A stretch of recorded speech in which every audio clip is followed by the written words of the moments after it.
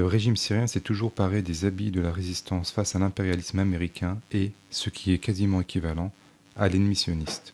La cause palestinienne serait une cause sacrée pour le régime. On ne peut nier qu'à l'époque du père, Hafez al-Assad, il y eut une volonté affichée, plus ou moins réelle, de réaliser la parité stratégique avec Israël. Mais, au-delà des discours faciles et gratuits, ceci est à milieu d'une quelconque réalité. Tout d'abord, de nombreuses informations montrent que Hafez al-Assad a vendu le plateau du Golan, plateau hautement stratégique et dont le contrôle revêt une importance capitale. Les Syriens appellent d'ailleurs Hafez al-Assad celui qui a vendu le Golan.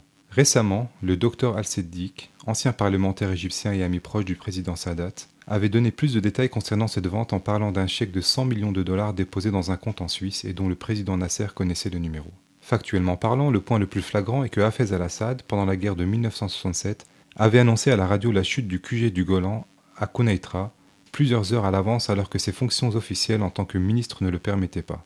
Puis il avait ordonné la retraite désordonnée des troupes stationnées qui abandonnèrent leur position sans quasiment aucune forme de résistance, laissant la route ouverte vers Damas. Ceux qui refusèrent les ordres seront soit tués au front, ou alors exécutés pour avoir refusé d'obéir. Le Golan tomba d'une facilité si consternante que pour beaucoup de Syriens, choqués, il s'agissait de la seconde Nakba, la seconde catastrophe après celle qui toucha la Palestine.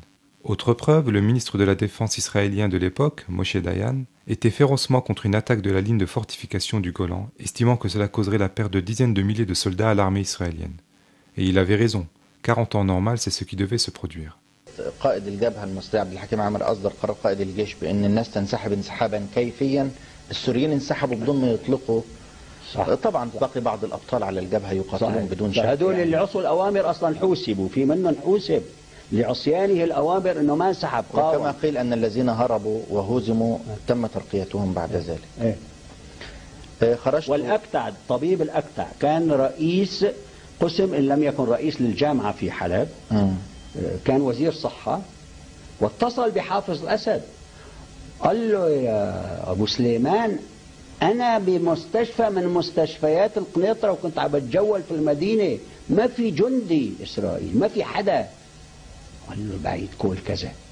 شايف؟ وقت اللي اجى للشام يحتاج مجلس الوزراء صفعوا انه انت شو علاقتك بالموضوع؟ يعني اعلن عن سقوط القنيطرة باتفاقية تمت بين باريس ومدريد والى اخره، وبوساطات مختلفه انه اعلنوا عن سقوط القنيطره والا الجيش الاسرائيلي يحتل دمشق.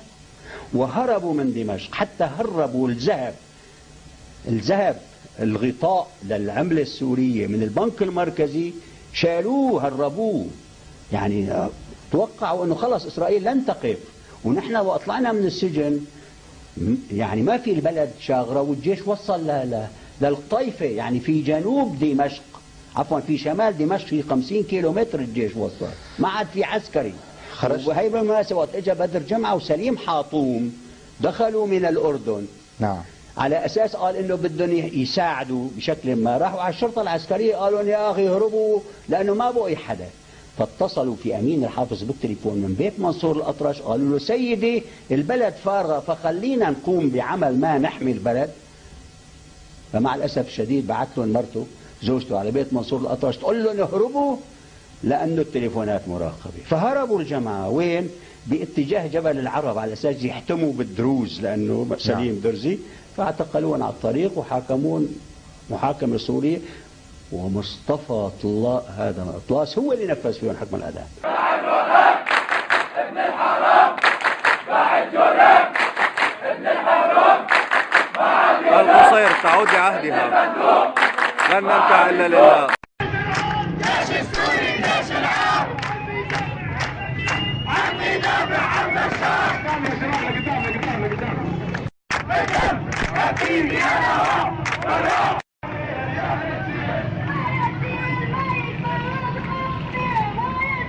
26 رمضان جمعة النصر والثبات، تجمع لأهالي قرية سحم الجولان وبلدة تسيل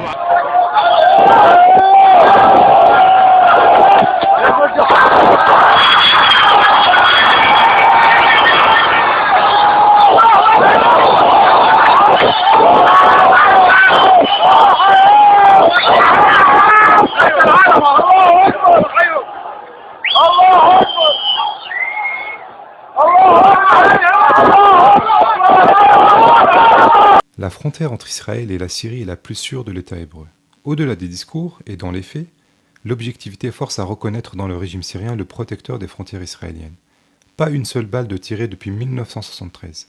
Même les frontières des pays avec qui Israël est officiellement en paix sont plus dangereuses. D'ailleurs, Rami Makhlouf, qui, souvenez-vous, est le cousin milliardaire de Bachar al-Assad, l'a clairement dit au début des événements.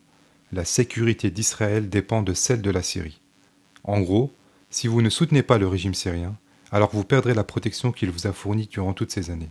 On fera remarquer que le businessman Rami Makhlouf n'est pas un représentant politique, ce qui montre clairement le côté mafia de ce régime. Dans les faits, Israël ne peut rêver de meilleur ennemi, inoffensif en réalité et agressif dans ses discours, ce qui permet à l'État sioniste de se considérer officiellement en danger devant l'opinion publique et de justifier sa politique militariste et sécuritaire. Tellement inoffensif que l'armée israélienne a déjà effectué plusieurs bombardements des positions syriennes, plusieurs fois, sans que le régime syrien ne s'y oppose. Drôle de résistance lorsqu'on est incapable d'empêcher l'ennemi de violer impunément son espace aérien pour y lancer des opérations d'agression.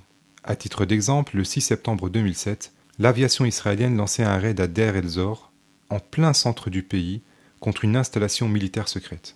La réponse du régime, arrogant comme toujours, a été de dire qu'il se réserve le droit de répondre au moment opportun. En revanche, pour le peuple, la réponse armée contre des civils ne s'est pas fait attendre. On pourra toutefois rétorquer que la Syrie aide le Hezbollah. Sans ouvrir le débat sur le Hezbollah, disons simplement que ces derniers œuvrent plus pour la puissance iranienne et que la Syrie y participe pour deux raisons. Toujours garder sa mainmise sur le Liban, surtout après le retrait des troupes syriennes suite à l'assassinat de Hariri, et parce qu'il est de son intérêt qu'il est un frein à la puissance israélienne, tant que le régime ne se met pas en danger directement. En Syrie, les Syriens résument cette idée de guerre par procuration en disant que le régime syrien est prêt à se battre contre Israël jusqu'au dernier Libanais. أن نتبنى غيره كوننا مؤمنين عقائديين هو مشروع الدولة الإسلامية وحكم الإسلام وأن يكون لبنان ليس جمهورية إسلامية واحدة وإنما جزء من الجمهورية الإسلامية الكبرى التي يحكمها صاحب الزمان ونائبه بالحق الولي الفقيه. Pas étonnant que dans ces conditions, et à l'opposé de ce que prétend le régime dans sa thèse du complot, Israël est, jusqu'à aujourd'hui, pour que le régime ne chute pas. Il n'y a de toute façon rien à attendre, vous disent les Syriens, d'un régime qui fait avec son propre peuple ce que les Israéliens n'ont pas fait avec un autre peuple. L'instrumentalisation de la cause palestinienne par le régime syrien est aujourd'hui dénoncée par de nombreux Palestiniens. Ainsi, le Hamas, dont les dirigeants ont quitté la Syrie, a définitivement divorcé avec son allié de Damas. De nombreux intellectuels palestiniens protestent contre l'instrumentalisation de la cause palestinienne par un régime qui, de toute façon, a déjà énormément de sang palestinien sur les mains, lorsqu'il facilita par exemple le massacre du camp de réfugiés de Tal al-Zatar quand les troupes de Hafez al-Assad envahirent le Liban en 1976 avec la bénédiction d'Israël et contre l'avis des soviétiques. On le voit, le régime des Assad a déjà œuvré pour les objectifs israéliens. Cette photo de soldats israéliens brandissant le portrait de Hafez al-Assad en dit long. Elle fut prise en 1982 lors de l'opération Paix en Galilée. On ne peut pas franchement, comme le font certains, dire que les Assad sont les alliés des Israéliens, mais il est tout aussi inexact de parler de résistance face à l'ennemi sioniste. Ce n'est évidemment pas pour rien qu'Israël s'oppose à la chute du régime syrien.